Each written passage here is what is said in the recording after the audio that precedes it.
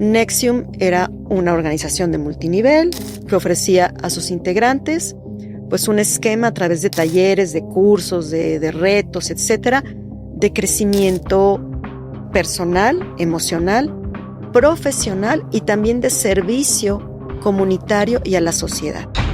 Viven entre nosotros. Cualquiera puede ser víctima. ¿Cómo yo identifico que está en mi casa, que es mi vecino, que es mi familiar? ¿Cómo los ubico? Puede ser tu pareja, tu madre, tu padre, tu compañero de trabajo, tu maestro de escuela, y fácilmente se salen con la suya. La sociedad, de hecho, es psicopática. Yo he visto a las mejores personas, en términos académicos, sociales, emocionales, siendo víctimas de psicópatas. Esto le puede suceder a cualquiera.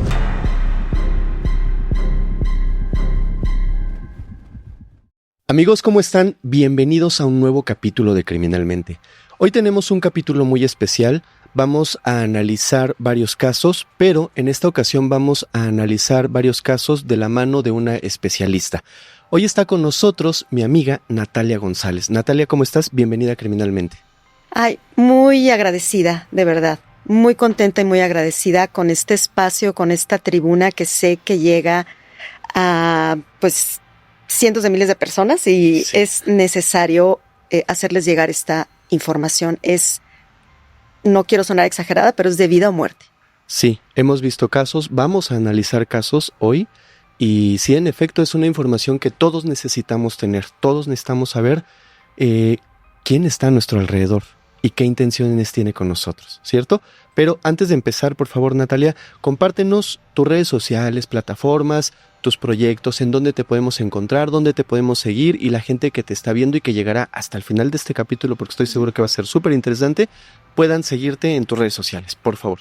Por supuesto, sí, gracias. Pues estoy en Instagram, me encuentran con mi nombre, Natalia González. Me encuentran en Instagram, me encuentran en Facebook y también estoy en TikTok. En las 3 cuentas estoy activa, compartiendo distintos contenidos. Si me pueden seguir en las 3 plataformas es ideal porque no comparto necesariamente lo mismo en una o en otra. En Facebook hago análisis más amplios de casos, ¿no? Instagram por el formato, bueno, pues es un poquito más corto. Pero me encuentran con mi nombre o pueden buscarme, quizás sea más sencillo con el hashtag Natalia González. Okay. Y ya con eso fácilmente encontramos todas las redes sociales. Exactamente. Sí. Listísimo.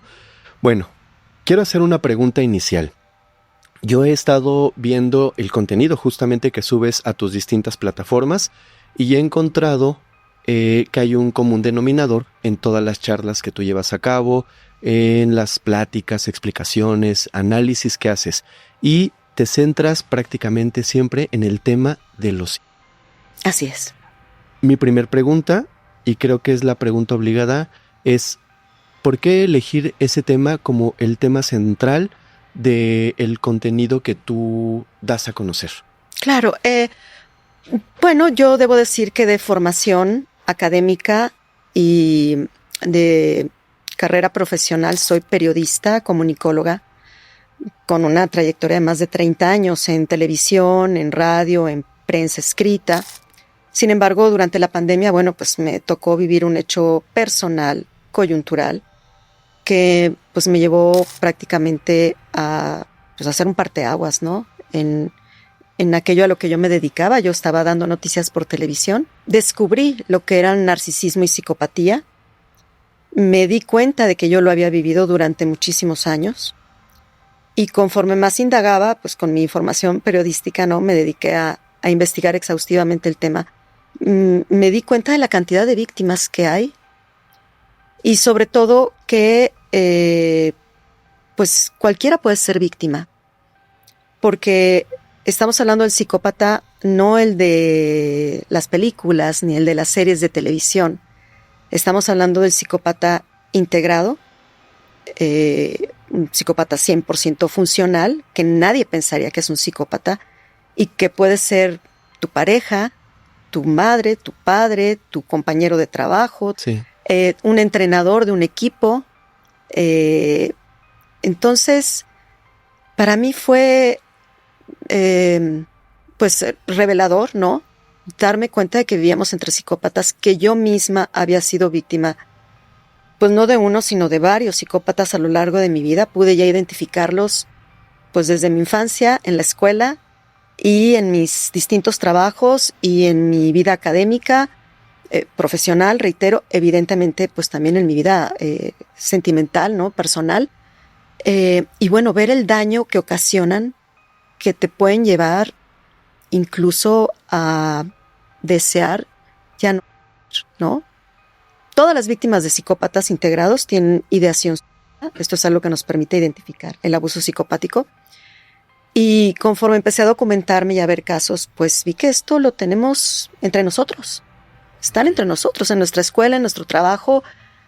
Entonces es importantísimo identificarlos para prevenir grandes tragedias, grandes abusos, grandes violencias.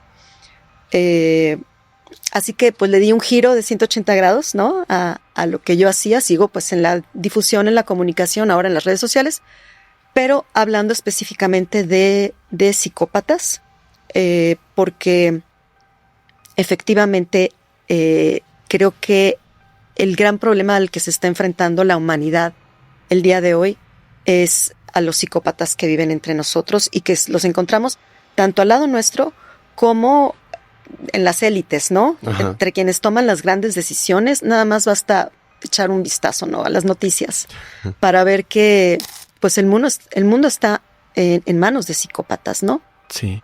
Ahora, para los que no estamos muy familiarizados con los términos profesionales de lo que es un psicópata, lo primero que se nos viene a la mente es un psicópata, y yo te puedo decir que lo primero que a mí se me viene a la mente es un Richard Ramírez, un Jeffrey Dahmer, un Charles Manson o un, es que no lo puedo decir, pero el agresor de aquí de La Guerrero, ¿no? Ajá, sí. Eso es lo primero que a mí se me viene a la mente, una persona que puede arrancarte la vida de un tajo y que no va a tener el mínimo reparo en detenerse cuando lo esté haciendo. Eso es lo que todos quizás se nos viene a la mente cuando hablamos de un psicópata, porque también el cine nos ha hecho ver que estos psicópatas pues son este tipo de agresores, ¿no? Como estos seriales. Pero para los que no estamos familiarizados con estos términos de manera profesional, ¿cómo definirías un psicópata de manera coloquial para que todos los que nos ven y podamos nosotros entender que no lo sabemos, qué es un psicópata de manera coloquial? Claro. Si me permites, quisiera yo comentar, por ejemplo, que Robert Hare es un doctor en psicología ya muy mayor el día de hoy. Él hace más de 30 años, 40 años, empezó a estudiar a los psicópatas en las poblaciones penitenciarias, en las cárceles y en los psiquiátricos.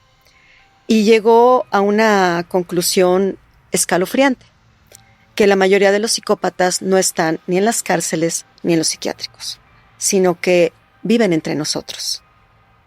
Y él fue el primero en advertirnos que los psicópatas duermen a nuestro lado, en nuestra cama.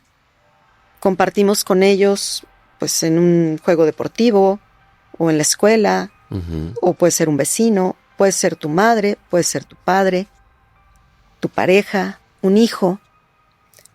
Pero son psicópatas y él fue el que los denominó así, integrados. Es decir, que están 100% adaptados a la sociedad, son 100% funcionales. Sus capacidades cognitivas les funcionan al 100%. Esto es muy importante decirlo, no están locos. Okay. Es decir, no son esquizofrénicos de que escuchen voces, que los lleven a hablar. Saben perfectamente lo que hacen. Sí tienen pleno discernimiento entre el bien y el mal. Saben que lo que hacen está mal, pero no les importa. No tienen conciencia moral ni ética, carecen de empatía, es decir, carecen de la capacidad de amar. Y esto es por su fisiología cerebral. Se han hecho estudios, ¿no?, de los cerebros de los psicópatas y se ha observado que la parte de la frente, lo que le llaman la corteza prefrontal, es donde se gestiona la empatía, ¿no?, la capacidad de amar, de establecer vínculos profundos, de sentir culpa, remordimiento. Hay quienes dicen, ¿no? Ya desde un punto de vista más, pues no sé, espiritual, ¿no? Que es donde radica o se aloja el alma, ¿no? O digamos, también empleando una metáfora, pues donde está el corazón, ¿no? Entonces, sí, el psicópata, podríamos decir, para que la gente lo entienda, son como personas exactamente iguales a nosotras, pero que no tienen alma o no tienen corazón, ¿no? Por decirlo de manera muy coloquial. ¿Qué es lo que pasa? Que la parte de la empatía en su cerebro no les funciona. En estos estudios, ¿no?, de los cerebros de los psicópatas, se ve que en esta parte frontal no hay actividad, no hay conexiones neurológicas, no hay sinapsis, no, está como muerta. O sea, es una parte del cerebro que la tienen muerta. Empatía. Empatía por nadie, pueden ver a alguien sufriendo, lo observan, lo estudian, lo analizan, les da curiosidad, pero desde muy pequeños o pequeñas, porque también hay mujeres, hay que decirlo, aunque hablamos aquí en el genérico, ¿no? El psicópata, pero hay que decir que hay hombres y mujeres psicópatas. Entonces, desde pequeños empiezan a estudiar las emociones humanas y los sentimientos humanos y los empiezan a copiar. Es lo que le llamamos la empatía cognitiva. Por eso son capaces, a base de estudiarlo desde muy pequeños, de actuar emociones. No sienten empatía, pero pueden mostrarla. La actúan. Como si la tuvieran. Realmente. Como si la tuvieran. Entonces pueden llorar, pueden, pues sí, aparentar que sufren, que tienen grandes emociones, ¿no? Que van al cine y lloran, pero todo es actuado. O sea, es una empatía 100% cognitiva, como alguien que se aprende un poema, claro, ¿no? Y lo recita y lo actúa. Pero no lo siente. Esa es la empatía del psicópata. No lo siente, no tiene sentimientos. Entonces, pues no siente el dolor ajeno, no le conmueve nada. Pero hay otro elemento importantísimo en el psicópata. Cuando a mí me preguntan cómo distingo a un psicópata, por ejemplo, de un narcisista, porque se habla mucho de narcisismo. Hoy vemos mucha difusión en los medios, en las redes de narcisismo, ¿no? Entonces, ¿cómo distingo a un narcisista de un psicópata? Hay un elemento clave, la crueldad. Y yo les digo a las personas que acompaño, porque yo doy asesorías y mentorías y talleres, ¿no? Justamente para ayudar a identificar a los psicópatas. Y es bien duro, ¿no? Cuando a mí se me acerca, por ejemplo, una mujer que piensa que su esposo, el padre de sus hijos, pueda ser un psicópata, ¿no? Y no quieren escucharlo, no quieren, o sea, nos negamos, ¿no? A recibir esa... No es un diagnóstico, pero sí, pues es ayudarlos a describirlos, a detectarlos, a identificarlos, ¿no? Entonces siempre les digo, identifica algún momento en tu relación con esta persona donde se haya comportado de manera cruel contigo. Y no nada más eso, que hayas visto la crueldad, pero que incluso hayas visto que había gozo o que había un disfrute. Y sí, las víctimas, creo que todas, y me incluyo, hemos detectado ese instante en el que el psicópata nos está viendo sufrir. Y lo goza. Tal vez rotas de dolor o rotos de dolor, ¿no? También pueden ser hombres las víctimas. Se quedan con la mirada fría, como extraviada, como queriendo entender qué estamos sintiendo. Pero hay un momento en el que hacen un ligero guiño, una ligera expresión, hasta una pequeñísima sonrisa que es milimétrica, pero que las víctimas sí la sentimos, sí la detectamos, esa frialdad absoluta, ¿no? Decir, caray, no solamente no le importa mi dolor, además lo está gozando. Entonces les hago esta pregunta y digo, ¿puedes identificarlo? Me dicen, sí lo puedo identificar. Le digo, ahí está tu respuesta. O sea, yo creo que lo que define un psicópata es, sí que te ocasiona dolor, además de manera deliberada, y además lo disfruta. Lo que obtiene un psicópata de ver sufrir a su víctima le llamamos combustible. El psicópata, al carecer de emociones humanas, ¿no? Y de sentimientos puros como el amor, la compasión, son como seres huecos por dentro, ¿no? Ya decía yo, como sin alma, ¿no? Entonces tienen necesidad de sentirse vivos. Ujú. ¿Y qué les da ese combustible para sentirse vivos? Emociones muy básicas, ¿no? Ellos experimentan emociones muy básicas, ¿no? La envidia, la ira, la euforia. Son las emociones básicas. Entonces necesitan estar repitiendo situaciones en las que se alimenten de esto, ¿no? Okay. Entonces, una y otra vez. Una y otra vez, ya sea la euforia, ¿no? Que a veces se confunde con el amor. Un psicópata eufórico parece que está enamorado, pero no, es la euforia como la de un niño con un juguete nuevo. ¿Y cuánto dura? Sí, muy poquito tiempo. Muy poquito. Y si no, la ira, o sea, se alimentan pues de la ira, entonces disfrutan con hacer sufrir a sus víctimas, verlas en dolor, porque eso es literalmente su combustible. Al psicópata también le llamamos, o se le conoce en el argot, ¿no? De quienes nos dedicamos a la difusión de la psicopatía y a estudiarlos, como vampiros emocionales. Uh-huh. Entonces, necesitan este alimento, este combustible de sus víctimas, a las que denominamos suministros. Okay. Y que puede ser positivo o negativo. Puede ser positivo, pues bueno, alguien que les llene el ego, con su empatía, con su amor, con beneficios económicos, materiales, fama, prestigio. Y también puede ser negativo. O sea, también se alimentan del combustible negativo, ¿no? Tu dolor, tu llanto, tu sufrimiento, el que te quieras la vida por ellos, el que pelees por ellos, el que para ellos los dos tipos de combustibles son buenos. El sexual, obviamente, ¿no? Ahí obtienen mucho combustible. ¿Cómo? El sexual, el combustible sexual. Los psicópatas tienen parafilias sexuales. Es algo que los hace sentir vivos, la vida sexual. Por eso son muy promiscuos, sumamente promiscuos. Tienen muchas parejas. Pero llega un punto en que esto ya no los satisface, ¿no? Les encanta llevar una vida doble, ¿no? Tener dobles, triples vidas, ¿no? Porque además les encanta hacer cosas a escondidas y que nadie los descubra, saber que se van a salir con la suya. Son muy mentirosos y manipuladores. Entonces, ellos mienten incluso sin necesidad. Esta es otra manera de detectarlos, ¿no? Alguien que miente sin necesidad. Porque constantemente están jugando con la gente, no a engañarnos. Pueden mentir en algo tan simple como en qué desayunaron en la mañana, ¿no? Te pueden decir, no, pues desayuné hot cakes y desayunaron huevos. ¿Qué necesidad hay de mentir sobre algo como eso? Claro.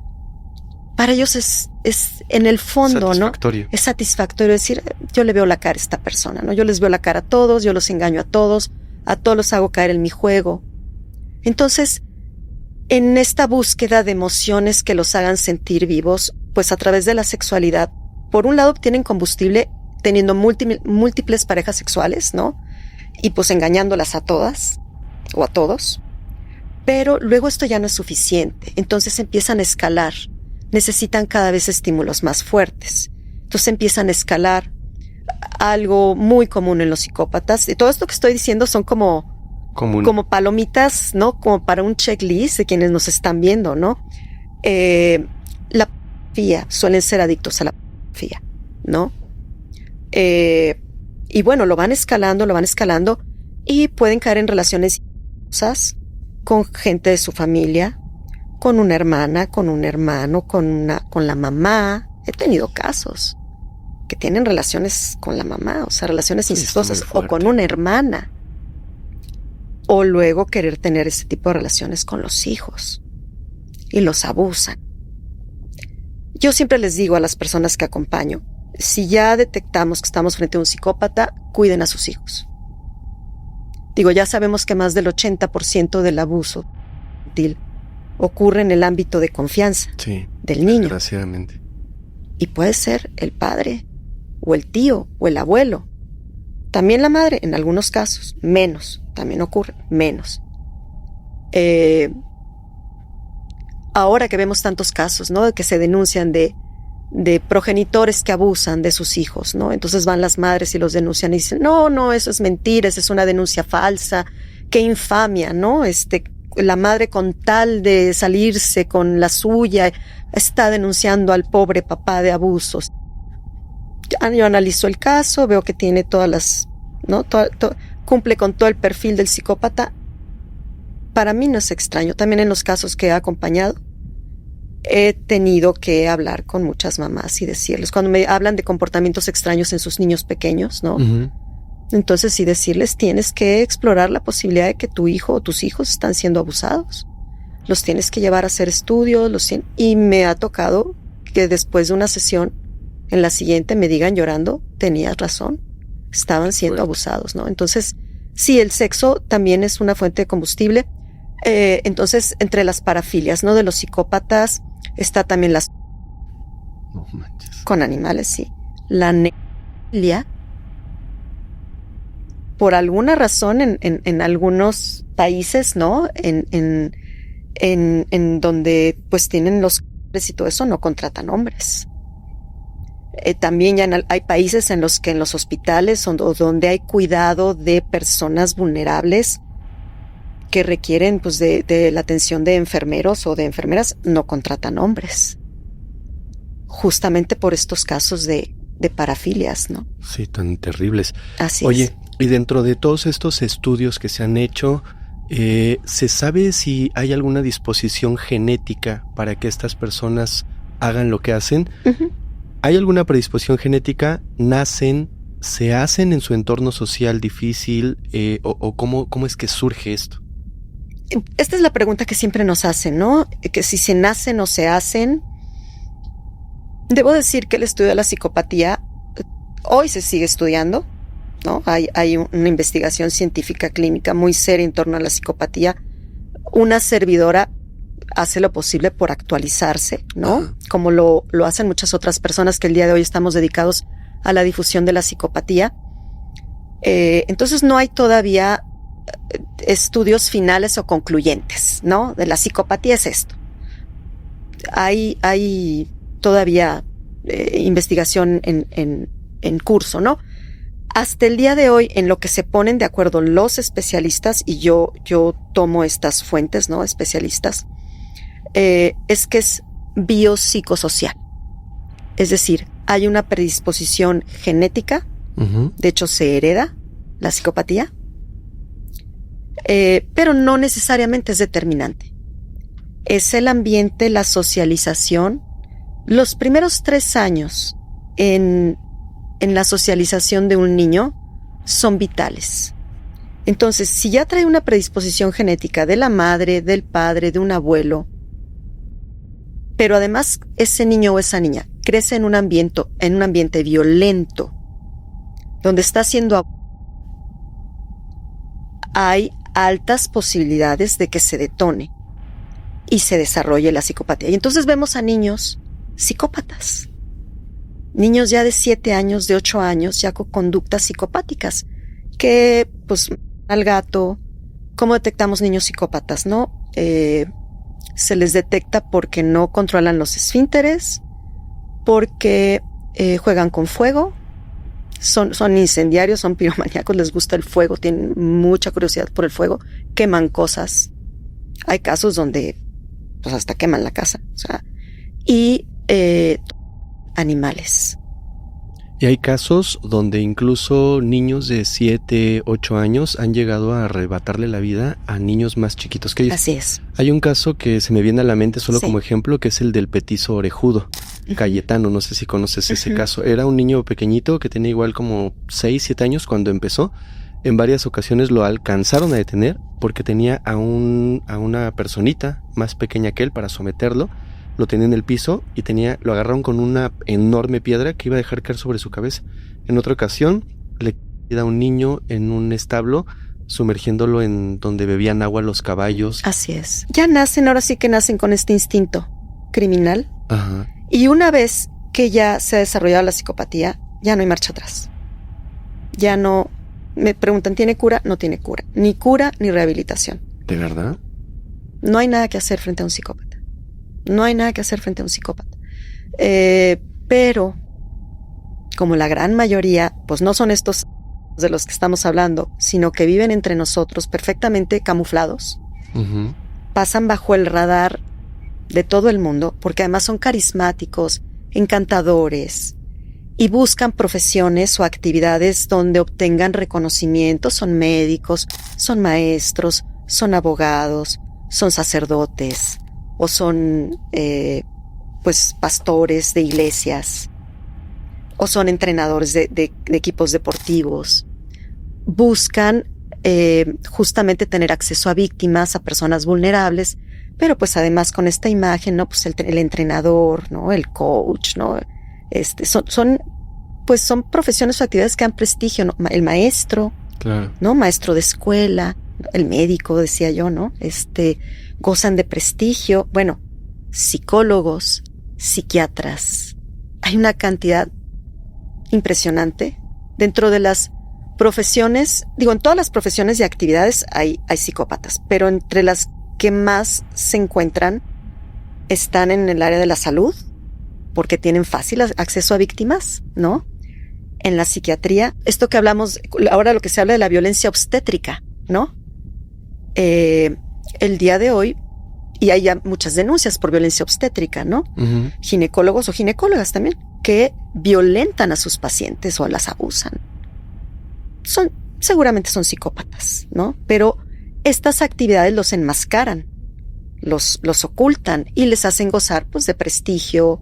Nadie pensaría que son psicópatas. Claro, pues es un regocijo que, aparte de que estás haciendo esto que está mal y que te da placer, y además que el mundo te aplauda, pues yo creo que para ellos es así como... No, y además ganas dinero y tienes prestigio y bueno, y escribes libros, claro, y das conferencias y bueno, hay presidentes de asociaciones civiles o de organizaciones no gubernamentales que ayudan a niños con cáncer o que rescatan animales y que son psicópatas. Sí. Hubo un caso muy sonado en Inglaterra de un hombre que se dedicaba a rescatar animales, ambientalista, y pues descubrieron que los animales de los que rescataba, pues los abusaba.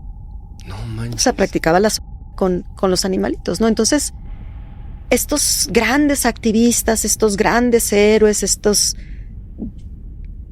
santos a veces en la sociedad, ¿no? Santos, ¿no? De las iglesias, ¿no? Con imágenes inmaculadas, ¿no? Hay auténticos psicópatas, ¿no? Líderes religiosos que tienen pues el perfecto disfraz, ¿no? Hay académicos, hay escritores. Se me vino ahorita un caso, Andrés Ruemer, ¿no? Académico, escritor y pues un psicópata que ahorita está evadido de la acción de la justicia, ¿no? Se fue a Israel y ahí se encuentra, ¿no? Pero con varias órdenes de aprehensión y era un hombre que gozaba de muchísimo prestigio, el académico perfecto, ¿no? Sí. Ahora, como veremos más adelante en los casos que vamos a analizar, que son algunos casos que veremos puntualmente y que han sido mediáticos y que han sido famosos tristemente, es bien importante saber que esto que tú nos estás platicando, en algún momento, como bien decías al principio de la entrevista, trasciende, cruzan una línea, uh-huh, porque están estos psicópatas. ¿Cómo les llamabas? Al inicio me diste una definición. Sí, hay una... Entre nosotros. Sí, se clasifica en dos grandes áreas, ¿no? Está el psicópata integrado funcional, que es el que vive entre nosotros y a lo mejor funcional, pasa toda una vida sin que sea detectado, ¿no? Integrado o funcional, también se le llama psicópata de cuello blanco, ajá, que son los médicos o los académicos o los políticos o los financieros, ¿no? También está el psicópata de las finanzas. Decía Robert Hare, si yo tuviera que estudiar al psicópata no en el ámbito psiquiátrico ni carcelario, ¿dónde lo estudiaría? En el área de las finanzas, ¿no? También hay muchos psicópatas ahí, ¿no? En el ámbito del manejo de dinero y en la política, ¿no? Entonces, sí, está el psicópata funcional, integrado, clínico. Hay quien también le llama psicópata narcisista, que bueno, es redundante porque todos los psicópatas son narcisistas. Y tenemos al psicópata clínico, forense o criminal, que es el que ya, ¿no? Ese es el que ya comete crímenes, los feminicidas, ¿no? Pueden ser seriales. Justo ahí va mi pregunta, ¿por qué? Porque pareciera que quizás no le debiéramos de dar importancia, ¿no? Porque desgraciadamente se podría estar normalizando el que haya este tipo de personas alrededor nuestro. Y al normalizarse, pues está mal, ¿no? Porque ya no lo identificas.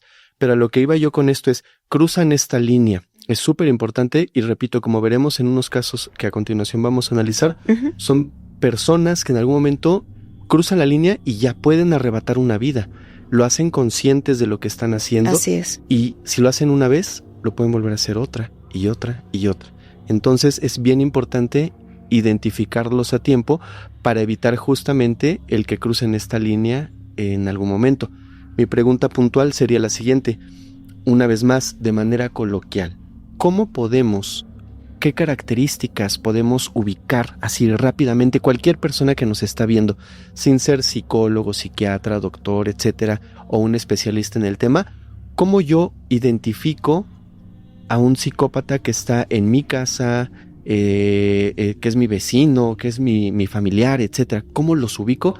Así para que la gente que nos ve tenga como, no sé, 5 puntos, 5 banderitas rojas donde podría identificar algo y no hacer algo o no tomar una acción, sino más bien ir y pedir asesoría, ¿no? Pedir ayuda. Claro, sí es distinto, ¿no? Identificarnos en el ámbito íntimo, ¿no? De la familia. Hay que decir que el psicópata en el ámbito íntimo es uno y en el ámbito social es otro. Okay. En el ámbito social son encantadores, son los que ayudan a todo el mundo, es el mejor vecino de todos, es el que ayuda a todos, es muy servicial, es el que le carga las bolsas del súper a la viejita y se las lleva hasta su vehículo, ¿no?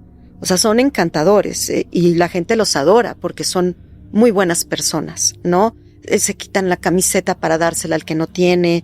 En la misa, ¿no? Son los que recogen la limosna y, o sea, son encantadores al exterior. Entonces sí es muy difícil identificarlos al exterior. Sí. En el ámbito íntimo, ya con su pareja, con sus hijos, son lo opuesto completamente, ¿no? No ayudan, no participan, y bueno, maltratan, devalúan, invalidan. ¿Puede haber violencia física? No necesariamente. Okay. Muchas de las violencias del psicópata son psicológicas. A través de estrategias de manipulación y de devaluación y de invalidación, se calcula que son cerca de 40 técnicas que utilizan de devaluación y de abuso. Todas son, les llamamos de psicología oscura o psicología perversa. Ajá. Entre ellas está, por ejemplo, el refuerzo intermitente, que unos días te trato muy bien, luego te trato muy mal, luego otra vez te trato muy bien y luego otra vez muy mal, ¿no?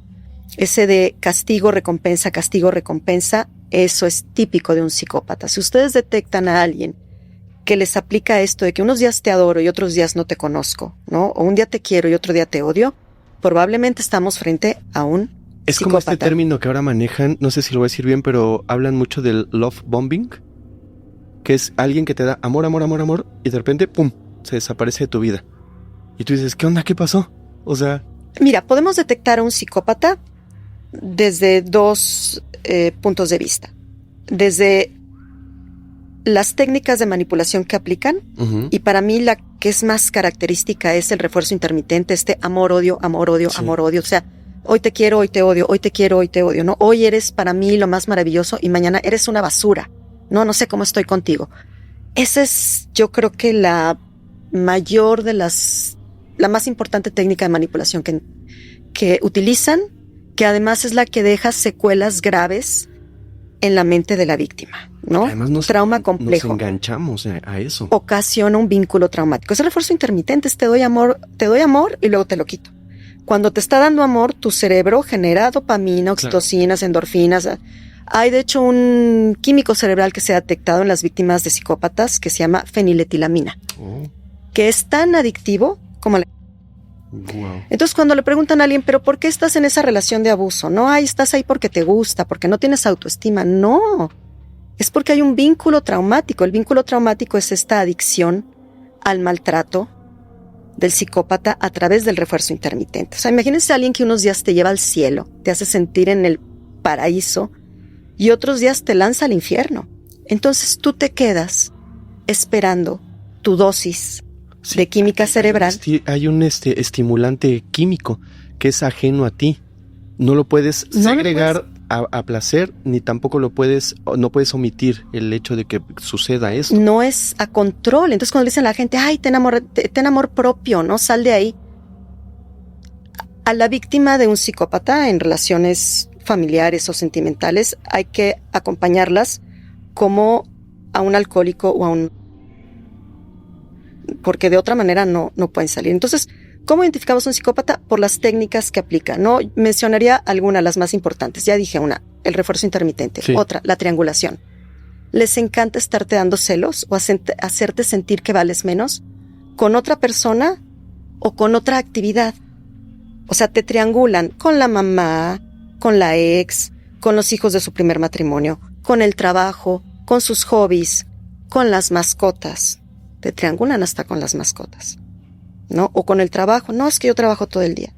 Entonces, o con los amigos, o con sus hobbies. A lo mejor les da por andar en moto y entonces, no, es que mi club de motos, o mi club de no sé qué, o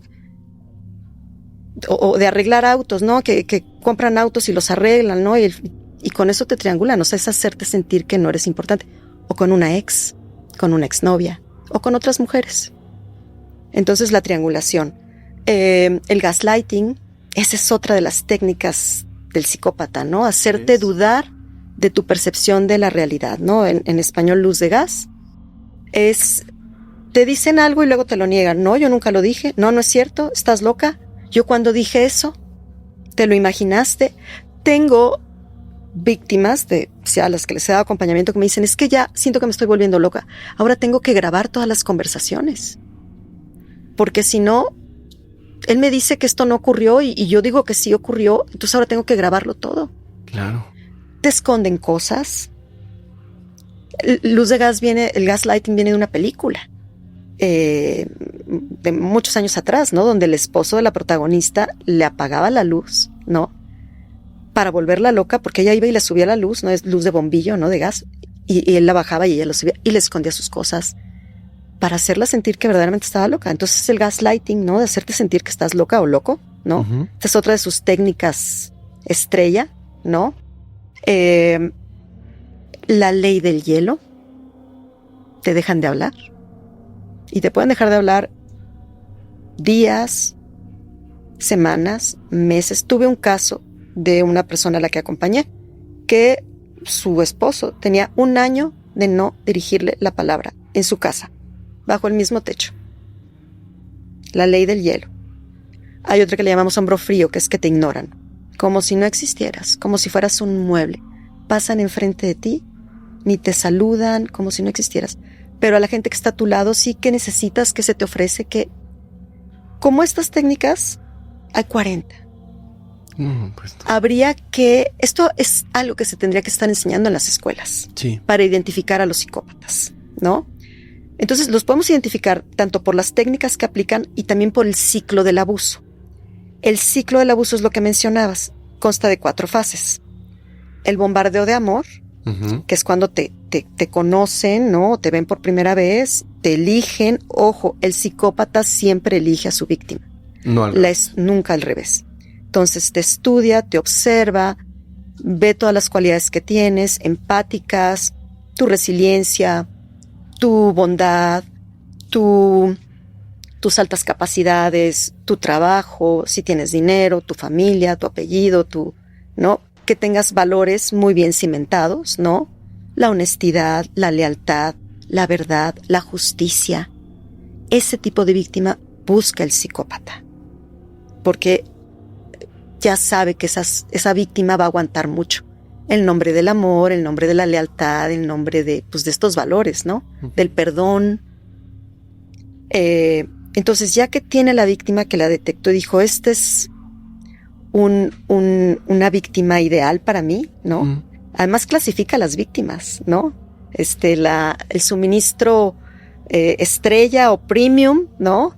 Y suministros de segunda, de tercera, dependiendo de lo que le van a dar. Entonces, cuando detecta un suministro de primera, dice, esta no se me va o este no se me va. Entonces, despliegan todo su encanto, toda su seducción, hacen grandes actos de servicio. No es tan simple como que te halaguen el oído. por lo que te conquistan es por sus grandes actos de servicio. O sea, si tienes problemas te ayudan, te pagan al abogado, te pagan tus deudas, te resuelven grandes problemas, o sea, hacen grandes actos de servicio que dices, wow, esta persona no puedo creer que la conocí. Tener tanta suerte. Uh-huh. Esto es bien común. Si ustedes se topan con alguien, y sobre todo en relaciones de pareja, dicen, es que no puedo creer tener tanta suerte, pero ¿dónde estaba esta persona? ¿No? Además siempre te cuentan que sus relaciones anteriores han sido muy malas, ¿no? Que los han maltratado, que... Entonces dices, pero ¿cómo este hombre tan maravilloso, ¿no? O esta mujer tan maravillosa, la pudieron haber tratado tan mal sus parejas, ¿no? Si conmigo es tan bueno, no puedo creer que tenga tanta suerte. Ese es el bombardeo de amor, que lo podemos identificar de la seducción propia de dos personas que se están conociendo. Lo podemos reconocer por la rapidez, es muy rápido, y por la intensidad. Entonces, en 15 días ya te están ofreciendo, o ya te están proponiendo irse a vivir juntos, o ya te están regalando viajes, o ya te están poniendo casa, o ya te están dando dinero, y además la comunicación es muy insistente todo el día te mandan 30, 40 mensajes y te mandan fotos y canciones y poemas y con una intensidad que incluso le nubla la razón a la víctima, ¿no? Y es a propósito, o sea, es tan intenso justamente para que la víctima no tenga ni capacidad de pensar, ¿no? Sí, no de razonar lo que está pasando. De razonar lo que está pasando. Entonces el enganche se da, la química se desata, todo el enganche se da. Entonces esta es la primera fase del ciclo del abuso del psicópata, ¿no? El bombardeo de amor. La segunda es la devaluación. Uh-huh. Cuando él siente que ya te enganchó, que ya estás adentro, ya se empieza a quitar la máscara, ya te empieza a mostrar quién es. Y ya empiezan estos juegos, ¿no? Del gaslighting, la triangulación, el refuerzo intermitente, la devaluación, la invalidación, la ley del hielo, castigan mucho con la ley del hielo, ¿no? El hombro frío, falsificación de futuro cuando te están prometiendo cosas, retardo táctico cuando te hacen esperar y esperar y esperar y esperar. Les encanta hacerte esperar, ¿no? Para darse importancia, ¿no? Y bueno, así, cerca de 40 técnicas. El control del dinero, el control de las amistades, el aislamiento, todo eso va de la mano. Esa etapa puede durar, pues dependiendo de la calidad de suministro que sea la víctima, ¿no? Si es un suministro premium, como ellos los califican, pues puede durar 20 años, 30 años, ¿no? Se casan, tienen hijos. Si nada más es para pasar el rato, puede durar nada más un mes. Meses. ¿No? Exacto. Viene luego el descarte, que es cuando se aburren. Una característica de los psicópatas es que sufren de aburrimiento patológico, ¿no? Por eso también les encanta este tema de la sexualidad y de estar experimentando con parejas. Les encantan las actividades de alto riesgo. Ojo, este es otro tip para identificarlos, ¿no? Conducen a toda velocidad, les encantan las emociones fuertes, necesitan adrenalina justamente para sentirse vivos, ¿sí? Pelean mucho, son muy conflictivos, ¿no? El típico que en un chat de vecinos, el que siempre está peleando con todo mundo, es un psicópata. Probablemente, ¿no? Entonces, bueno, el descarte es la tercera fase del ciclo del abuso y luego viene el reenganche. Porque ya te está perdiendo. Porque te está perdiendo y pues les gusta, es un juego para ellos recuperarte, para ver qué más te sacan. Recordemos que son vampiros emocionales, entonces dicen a ver qué más le saco o a ver hasta dónde aguanta, ¿no? Cada vez que el ciclo se repite, te van a tratar peor. Cada vez que el ciclo se repita, son más peligrosos. Si ya hubo golpes, violencia física, cada vez que se repite el ciclo, la víctima está más cerca ya de que se cruce esa línea y haya ya un intento, si es una relación de un psicópata hombre con una mujer, de okay. ¿No? Entonces, pero sí, pueden repetir este ciclo a lo largo de 10, 20 años, ¿no? Entonces, los podemos identificar por lo que hacen, ¿no? Estas técnicas de manipulación. Y ojo, ahorita hablamos del caso de pareja, pero pasa con las amistades, con amigos, también te hacen bombardeo de amor, también te hacen descarte, también te hacen reenganche, ¿sí? También te aplican el refuerzo intermitente, ¿no? Y lo mismo sucede en las dinámicas laboral, escolar, con un maestro. De repente el maestro te adora, eres el mejor de la clase. Y a la semana siguiente eres el peor de la clase. Y tú dices, bueno, ¿qué pasó si a mí el maestro me adoraba y ahora me humilla frente a todos? ¿No? ¿Por qué?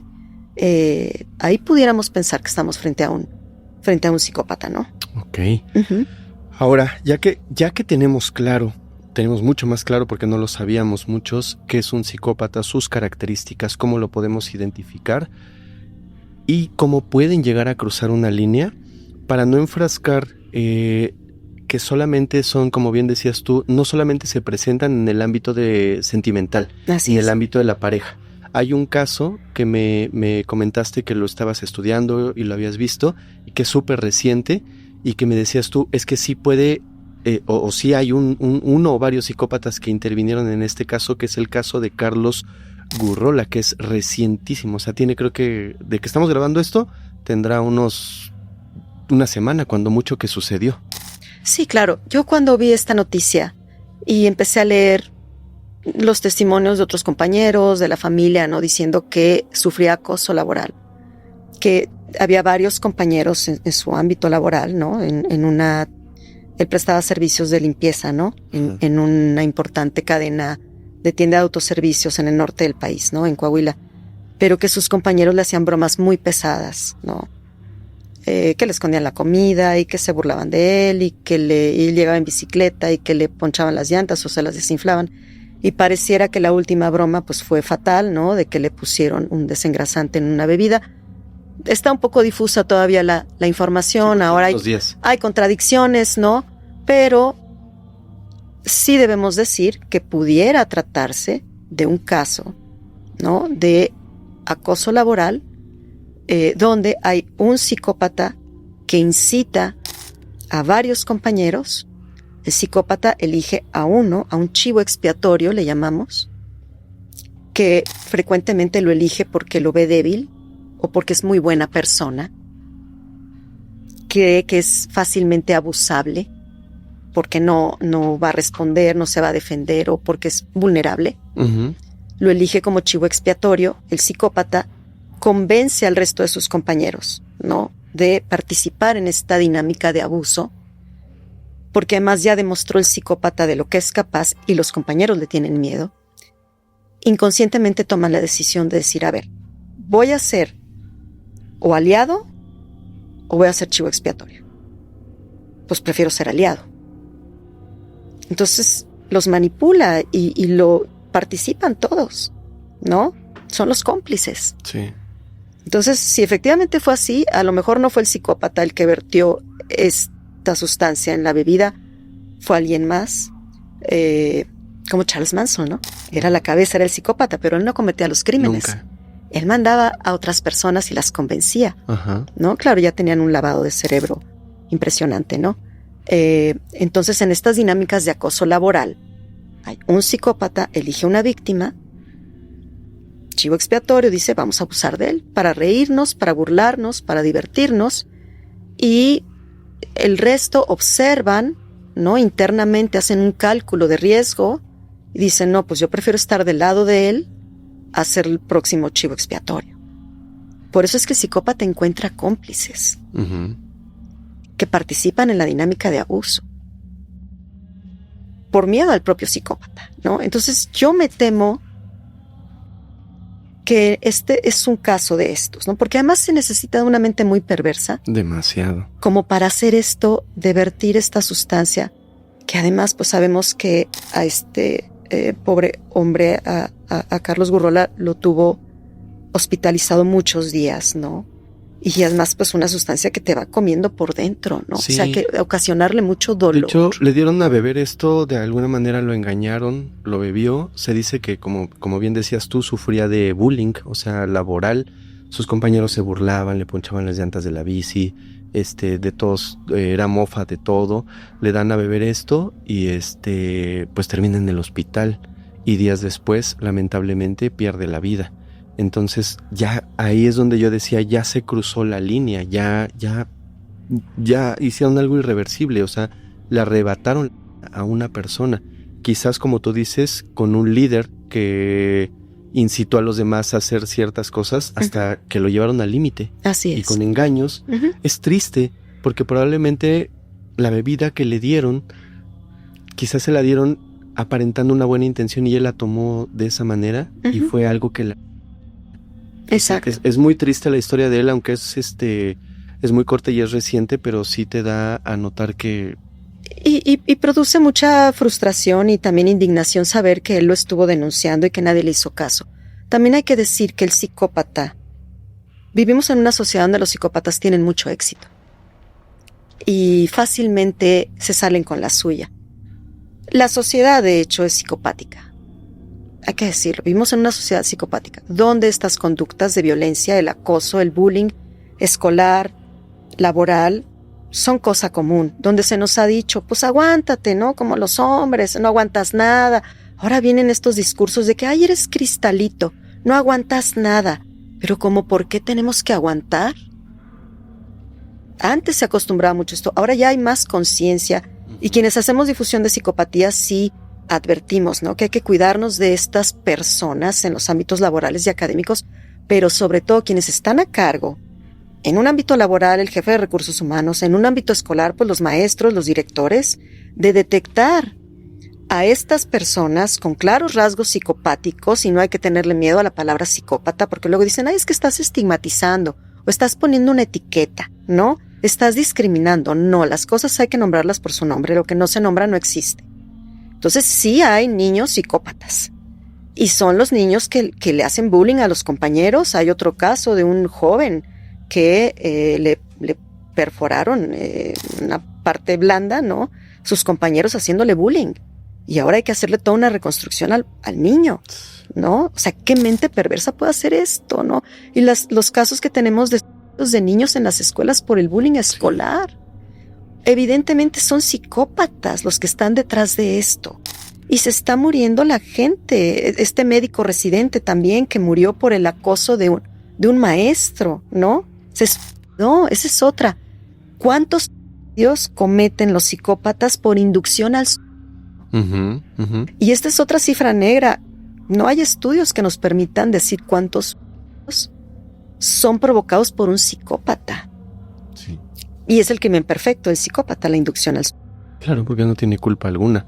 Ahora, para justamente no enfrascar esto de los psicópatas en una relación amorosa, ¿sí? En una relación como, bueno, en esta persona Carlos que sí. pierde la vida de acoso laboral y todo eso. Así es. Los podemos encontrar en todos lados. Los podemos encontrar en una relación amorosa. Los podemos encontrar en el trabajo. Así es. Pero creo que hay un punto que nos ibas a contar donde los puedes encontrar en uno de los lugares más peligrosos, considero yo, porque en los dos casos anteriores actuaron de manera individual. Pero en el caso de las sectas, ¿qué pasa? Porque ahí no actúan de manera individual. Ahí, según yo, y espero no equivocarme, actúa de manera grupal, porque dirige todo este abanico de características, lo dirige no a una persona. O sea, sí se enfocan quizás en algunos en específico, pero lo dirigen de manera global a toda la comunidad que tienen, por decirlo así, a su cargo. Se observa en los estudios que se ha hecho de las sectas, ¿no? De las dinámicas de las sectas, pues sí hay un líder siempre, que es un psicópata. Ahora están surgiendo organizaciones de superación que te prometen, ¿no?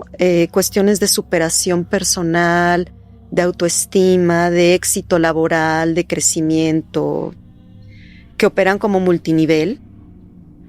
Tú pagas por estar ahí, te dan cursos, te dan talleres, te ponen dinámicas. Algunas dinámicas son fuertes, ¿no? Te hacen hacer cosas que en circunstancias normales no harías, ¿no? Pero como las hacen todos, y pues es como que aceptado dentro de la dinámica del grupo, ¿no?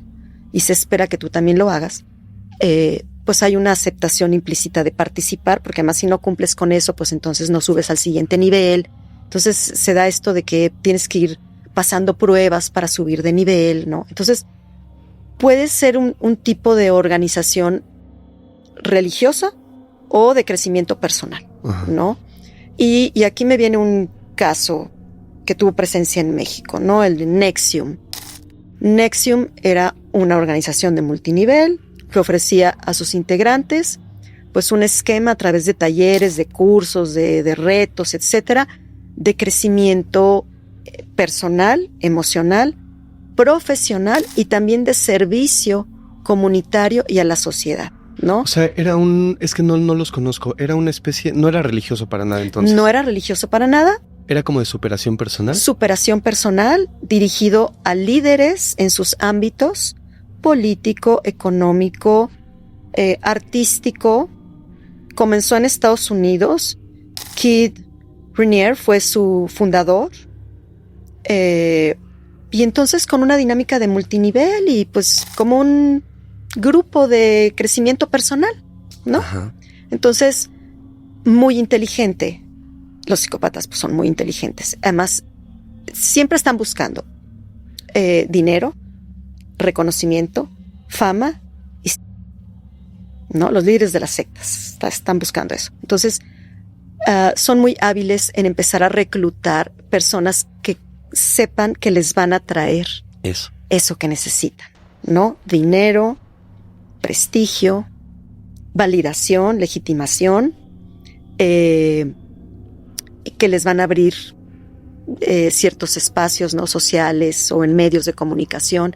Fue muy hábil Keith Raniere en atraer, ¿no? En su filosofía de crecimiento personal y de superación a gente de la industria de Hollywood en Estados Unidos, a personas del ámbito financiero, gente verdaderamente triunfadora, políticos. Y bueno, fue algo que creció y avanzó durante muchos años y va reclutando a la gente, los enamora, les hace un bombardeo de amor, ¿sí? Los hace que compartan su filosofía, sus valores, y luego ellos se vuelven sus aliados, ¿no? Sus incondicionales y se encargan de reclutar a las que van a ser las futuras víctimas, ¿no?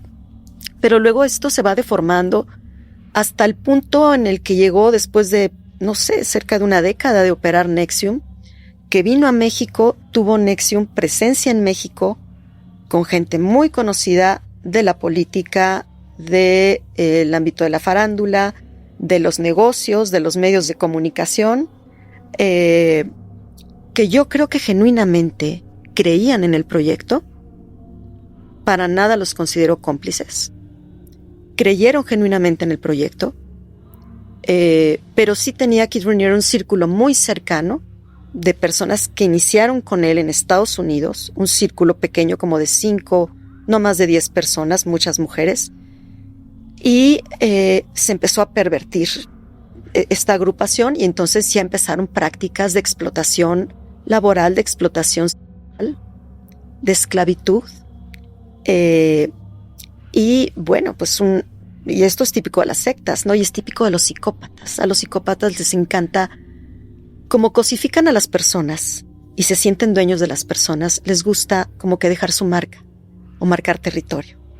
Entonces vemos a muchos líderes de sectas que marcan a sus víctimas, ya sea con tatuajes o ya sea con marcas de hierro como del ganado. ¿Ellos ¿no? lo hacían? Lo hacían en NXIVM, sí. ¿Cómo lo hacían? Eran marcas que se hacían con a veces con hierro caliente o con cortes, sí. No manches, es muy extremo, ¿no? Muy extremo, pero es una práctica habitual en las sectas, ¿no? Marcar a las... Sí.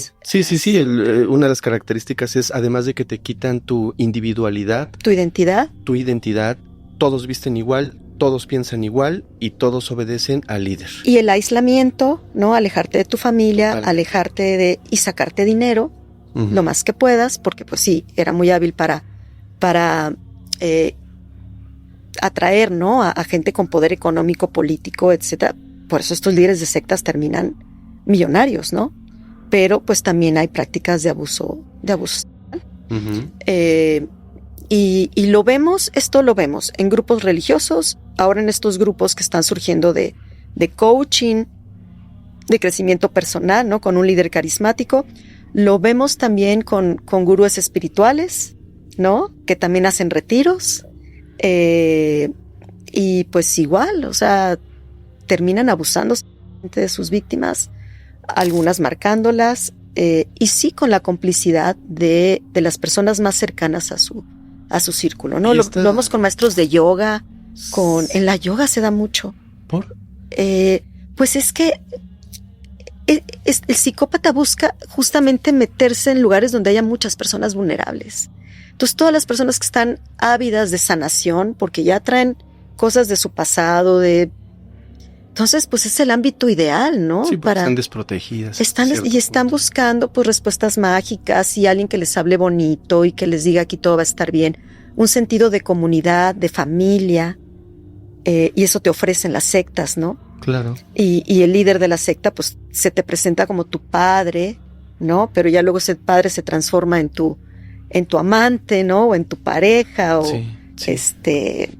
entonces, sí, así es como... muchas cosas que quieres, identidad, aceptación, un grupo, casi un uniforme, ¿no? Exacto.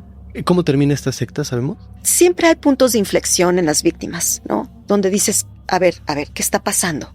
¿Qué es esto?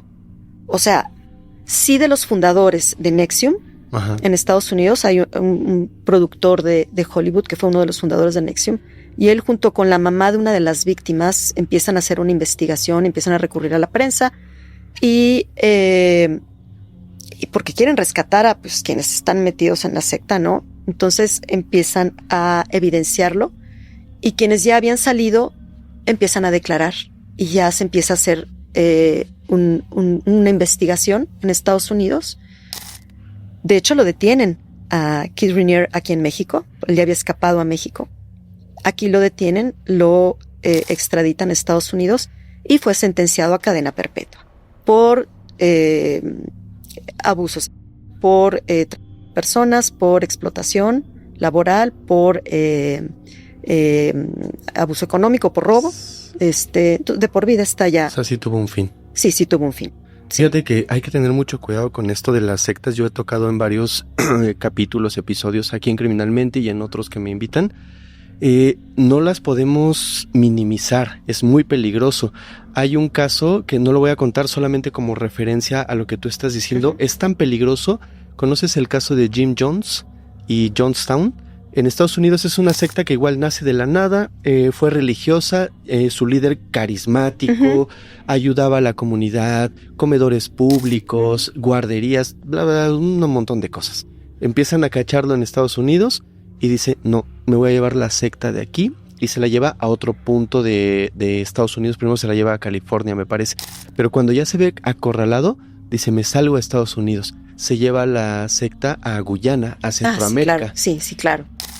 Ahí es donde ocurre lo realmente terrible. Sí. Cuando el gobierno de Estados Unidos logra entrar a Jonestown, que así fue bautizada en honor a él, sí, más de 900 personas se quitaron por su propia mano. Así es. 900 personas. Es increíble el poder que una persona que lleva una secta puede llegar a tener. Por eso digo, no es cosa menor, pequeña. No es lo cosa podemos menor. Minimizar. Digo, en el caso de esta persona que tú nos cuentas, afortunadamente lo agarran, lo sentencian y bueno, de alguna manera termina esa historia, ¿no? A lo mejor con muchas víctimas.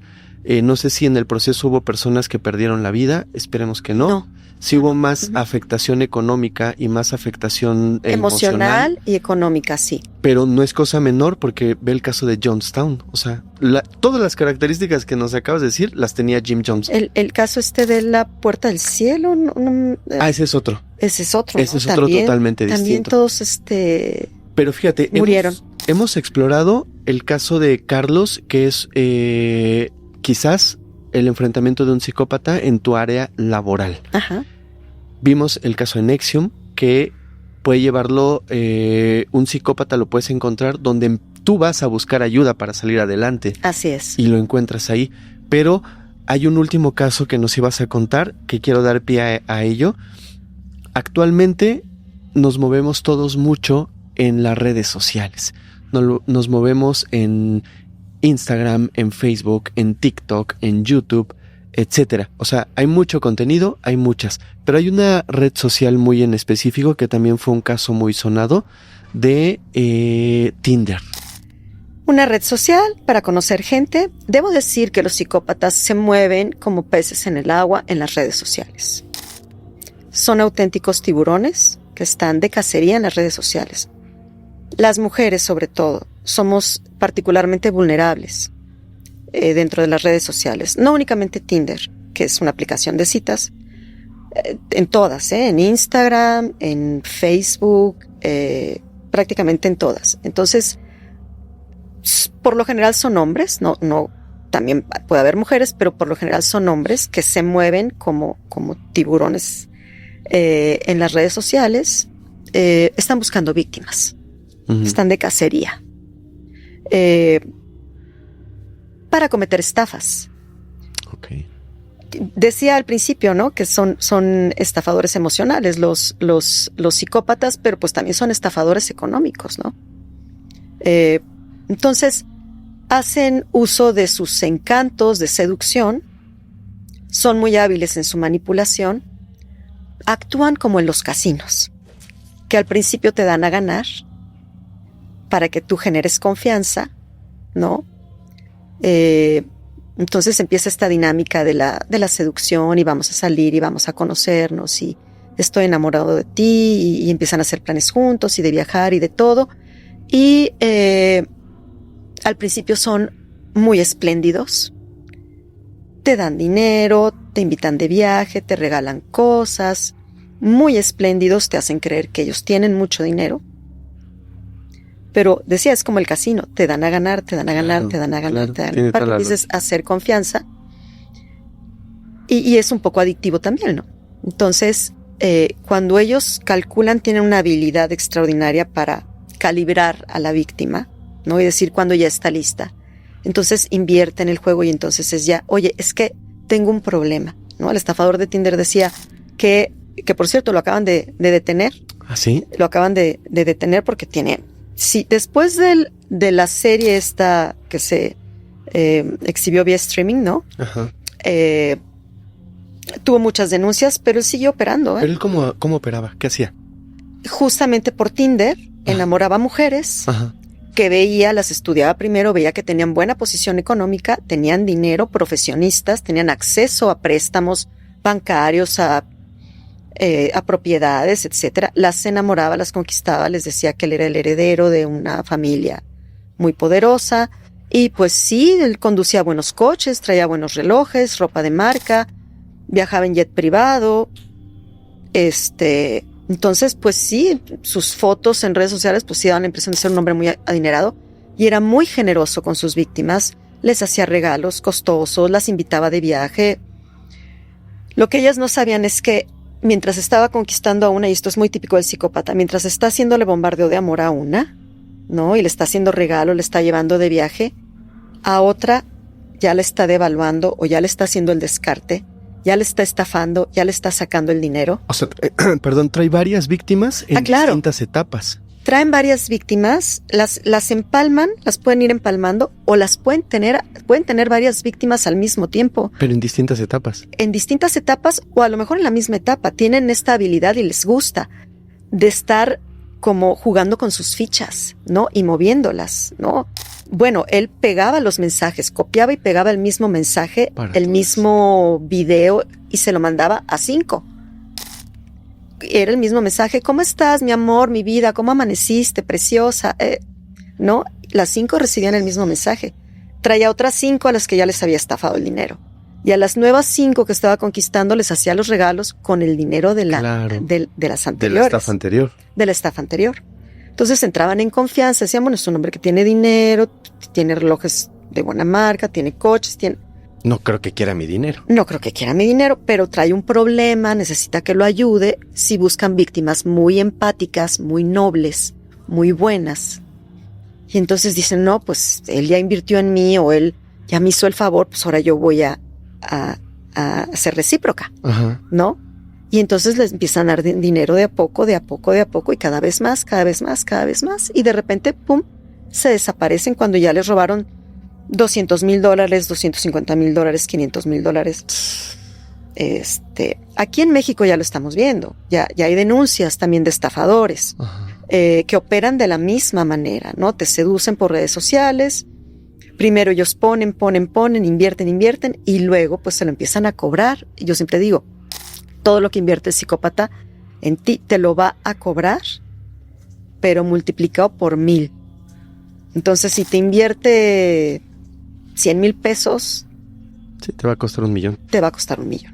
Pero es increíble cómo son ingeniosos. Estaba yo viendo recién el caso de una señora que sale su video y sale llorando, y todavía al final del video veo que no pierde la esperanza de que eso que le dieron, eso que imaginó, ese futuro que imaginó, no pierde la esperanza de que sea real.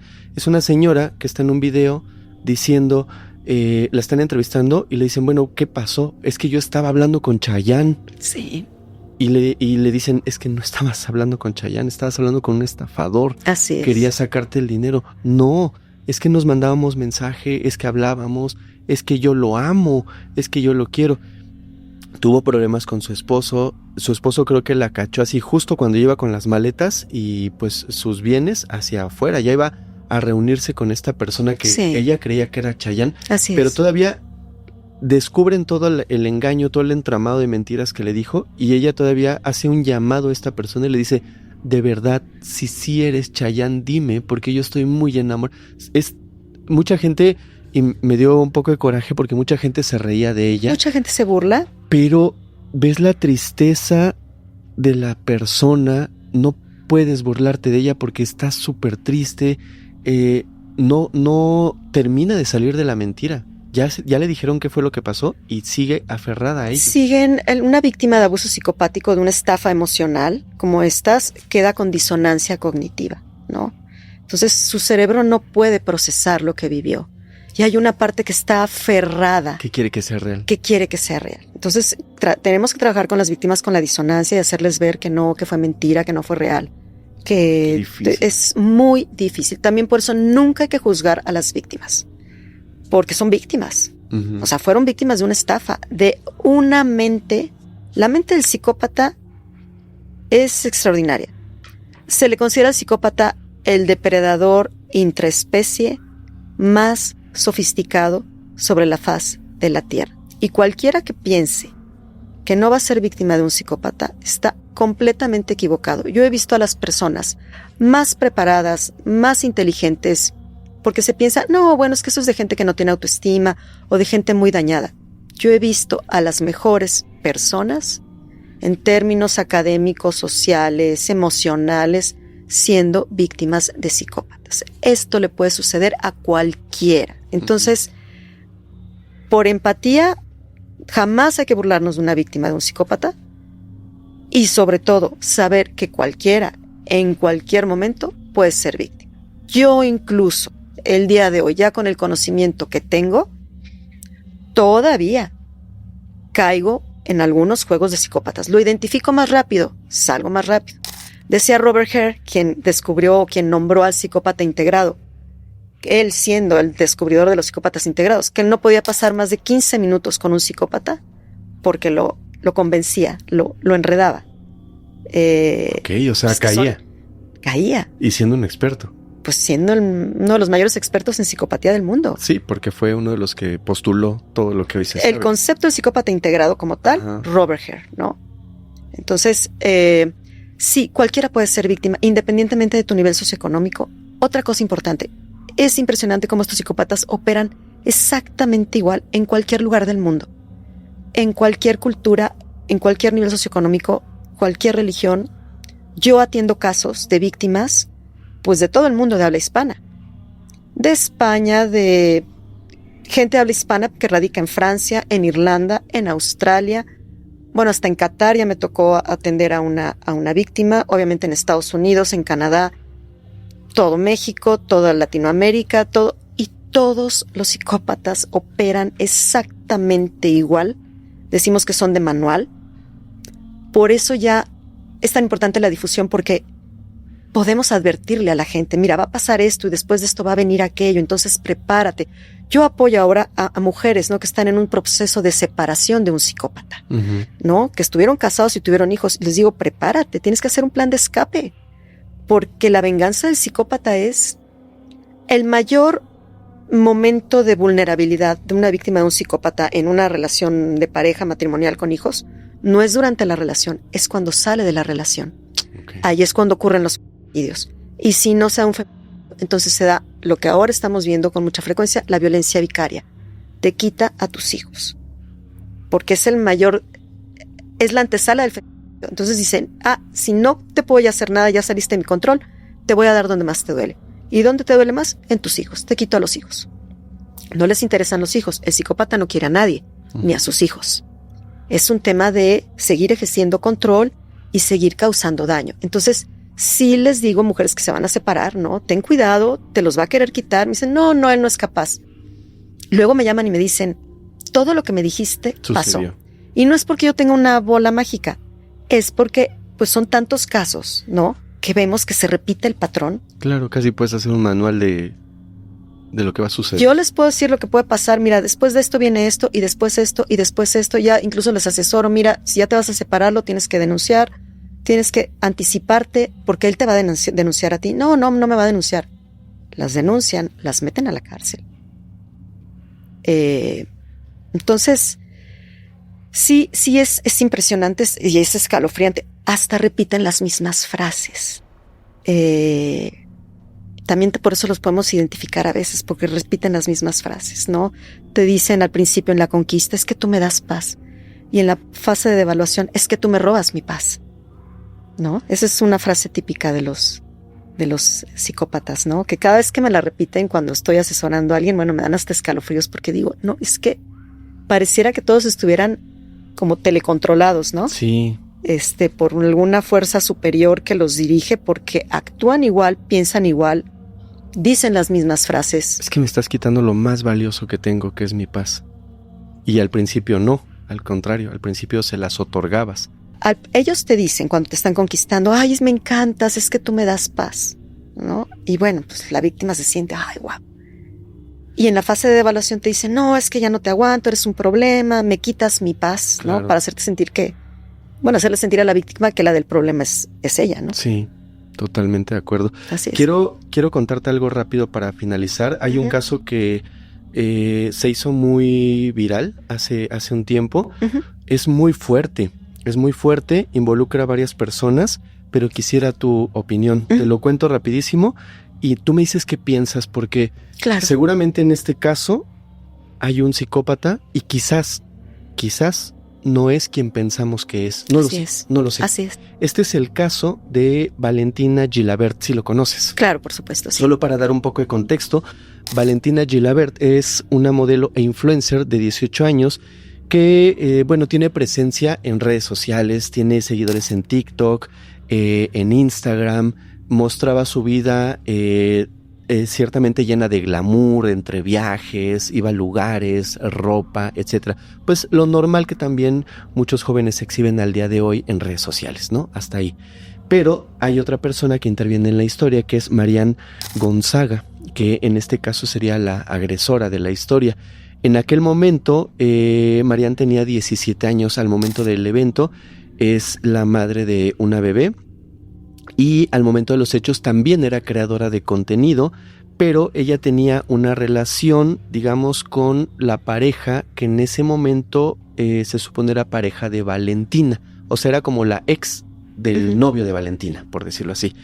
Sin embargo, dicen la historia que esto no fue un evento súbito, no fue algo que pasó al calor de una discusión, no fue algo que pasó en un momento de que las tripas mandan, ¿no? Sino fue algo premeditado, ya que hubo ciertos, Valentina, que es la víctima, dice que hubo ciertos incidentes que marcaron esto, o sea, amenazas previas a través de WhatsApp, de mensajes, un cierto acoso que esta chica cometía contra de ella y que ya la estaba poniendo como en alerta de que algo podía pasar, pero yo creo que Valentina nunca se imaginó que podía pasar lo que le pasó a ese grado. Quizás pensó que iba a haber una confrontación, pero los mensajes eran así súper amenazantes. Los voy a leer tal cual los encontré. Había unos mensajes que ella dijo que decían tal cual: vas a amanecer en una bolsa. Otro que le decía: vas a amanecer. O sea, esto ya te está hablando de un acto de premeditación. O sea, una persona que ya está pensando que te va a hacer daño, que te está trabajando psicológicamente, que te está sembrando el terror y que solamente quizás está esperando el momento adecuado para atacar como lo sucedió en esta historia. El día fatídico fue el 5 de febrero del 2025, y según el testimonio de Valentina, ella acudió a un departamento que está en el complejo residencial de Parque Pedregal, si no me equivoco, está ubicado al sur de la Ciudad de México, y pues en este lugar también se encontraba Marian Gonzaga. Todo sucede en un momento rápido. Valentina describe que una persona le pide que la acompañe al baño, y cuando sale del baño es cuando Marian la agrede prácticamente por la espalda. La agresión empieza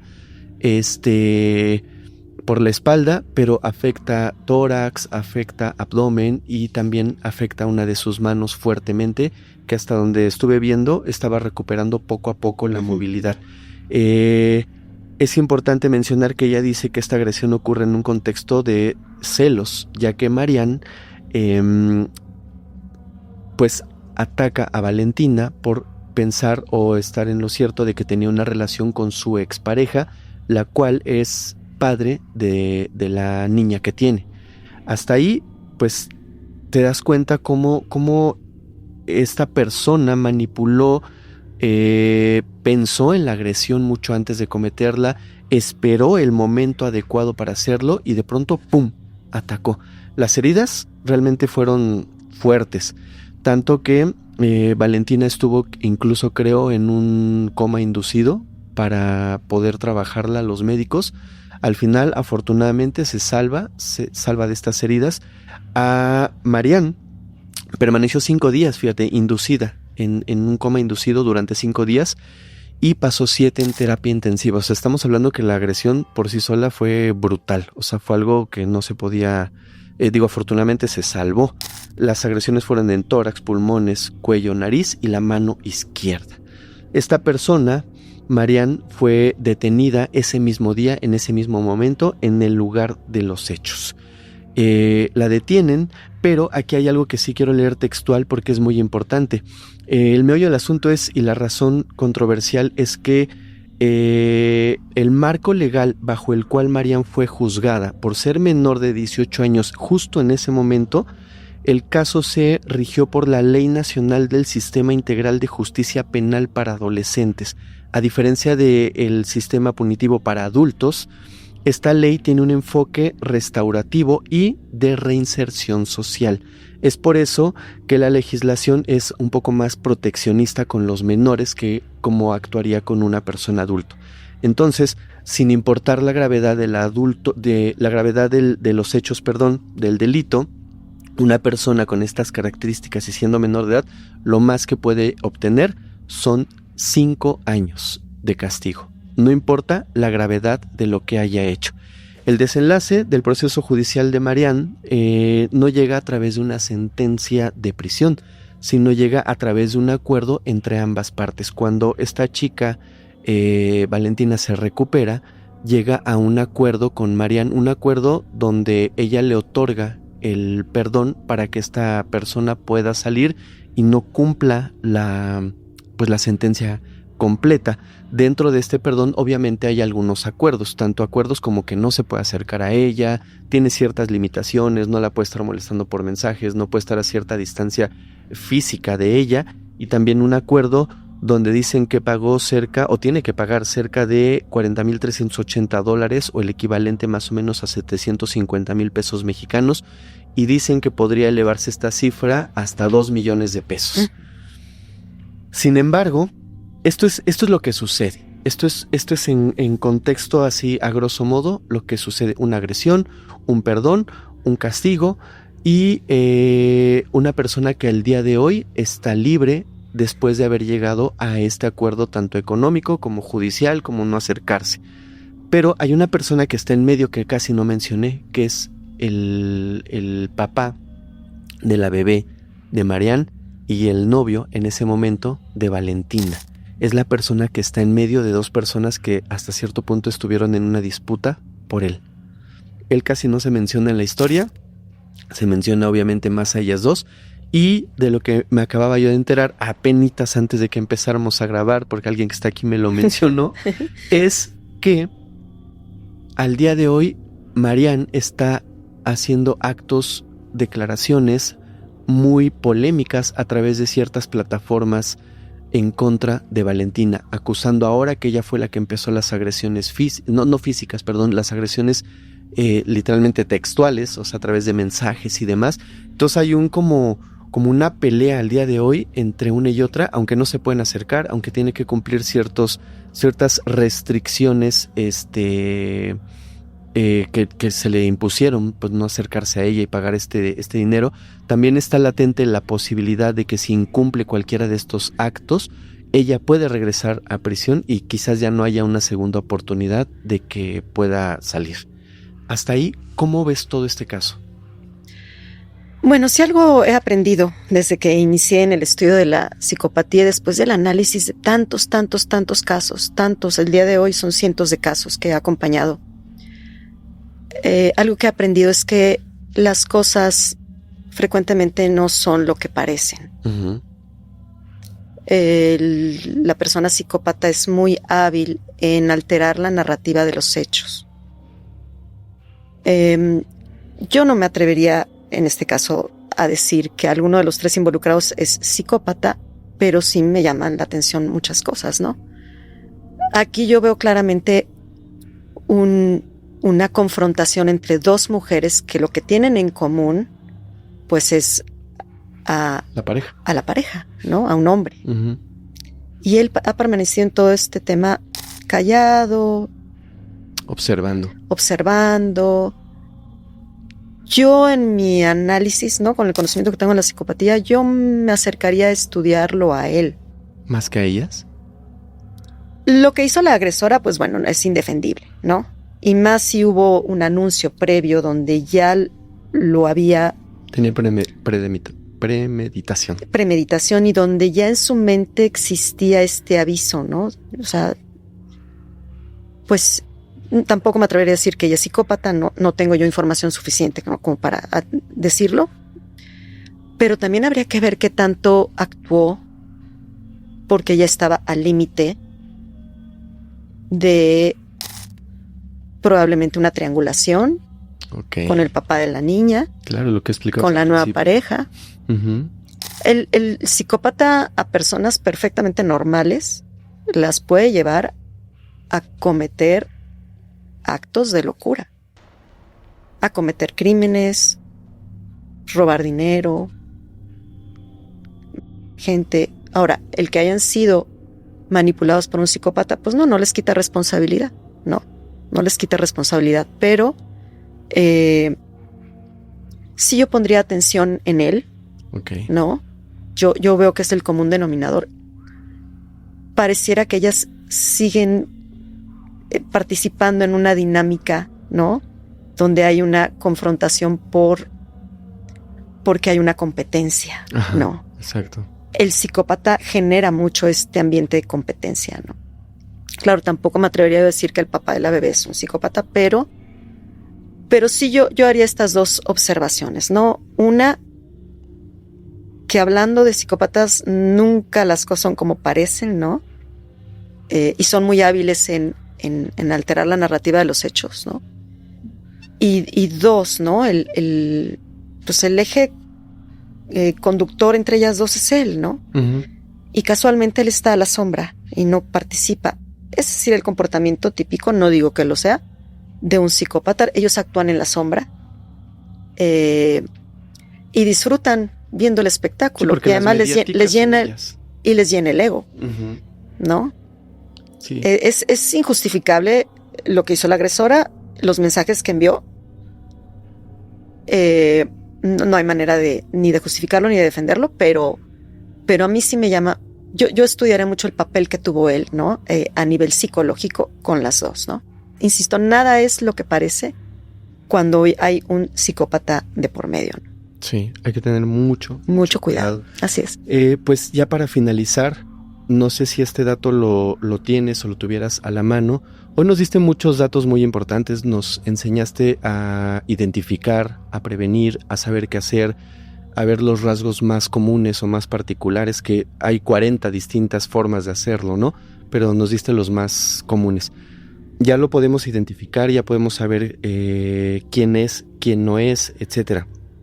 Por último, para salir y para despedirnos, ¿hay algún lugar, asociación, teléfono, persona a quien alguien que se ve ya en este caso puede acudir y pedir ayuda? El día de hoy somos muchas las personas que estamos haciendo difusión de este tema. Debo decir que la mayoría hablan de narcisismo. Uh-huh. Y ojo con eso, porque se está desinformando. Mucho de lo que se está difundiendo sobre narcisismo en realidad es psicopatía. Y luego las personas creen que están con un narcisista que aparentemente sí tiene cura, aparentemente, y se quedan cuando están con un psicópata. Okay. Yo sí soy muy clara en nombrar las cosas por su nombre, psicópatas. Entonces ya hoy, afortunadamente, sobre todo sobrevivientes, somos quienes estamos haciendo esta labor de difusión y de acompañamiento a otras víctimas. El día de hoy, tristemente, no hay suficientes especialistas de la salud mental, psicoterapeutas ni psiquiatras, por increíble que parezca, familiarizados con el abuso psicopático. No lo pueden ni siquiera identificar, lo mal diagnostican a las víctimas, no identifican una víctima que está sufriendo abuso psicopático. Entonces, pues bueno, hay varios especialistas en redes sociales que brindan estos servicios de orientación y de acompañamiento, pero sí hay que cerciorarse de que tengan un cabal conocimiento de lo que es la psicopatía, que tengan buenas recomendaciones, que tengan ya muchos años de práctica, porque también debo decir que entre quienes están haciendo difusión de psicopatía, pues ya detectamos también a psicópatas, que es que es el mejor lugar donde puede esconderse un psicópata, ¿no? Sí, así totalmente. Es. Pues tengamos así mucho cuidado. Natalia, muchísimas gracias por haber estado aquí en la mesa de Criminalmente. Y antes de despedirnos, por favor, una vez más, tus redes sociales, plataformas, proyectos, donde te puede encontrar la gente y dónde te pueden seguir. Claro que sí. Estoy en Instagram, Ajá, en TikTok y en Facebook. Me pueden buscar por mi nombre, Natalia González, o con el hashtag Natalia González. Ahí les van a aparecer todas mis publicaciones. Yo creo que es la manera más fácil de que me encuentren, o abuso psicopático, Natalia González, y enseguida me van a encontrar. Súper bien. Pues muchísimas gracias nuevamente. Espero que no sea la última vez que nos visites. Al contrario. En la próxima oportunidad que vengas para acá, claro, pues a ver si hablamos otra vez de otros temas. Se me hace muy interesante y gracias por informarnos también. Encantada, muchísimas gracias. Gracias, amigos. Gracias. Muchísimas gracias por llegar hasta el final de este video. Ya saben que nos ayuda mucho si nos dejan un like, si lo comparten, si nos dejan en los comentarios qué les pareció la entrevista del día de hoy, qué otros temas les gustaría que en un futuro tocáramos con Natalia. Ya vieron que es especialista en todos estos temas. ¿Qué más les gustaría saber? Déjenlo en los comentarios y nos vemos en la próxima oportunidad. Y ya saben, nos vemos la próxima semana en un nuevo capítulo de Criminalmente, donde juntos exploraremos las historias que merecen ser contadas. Muchas gracias.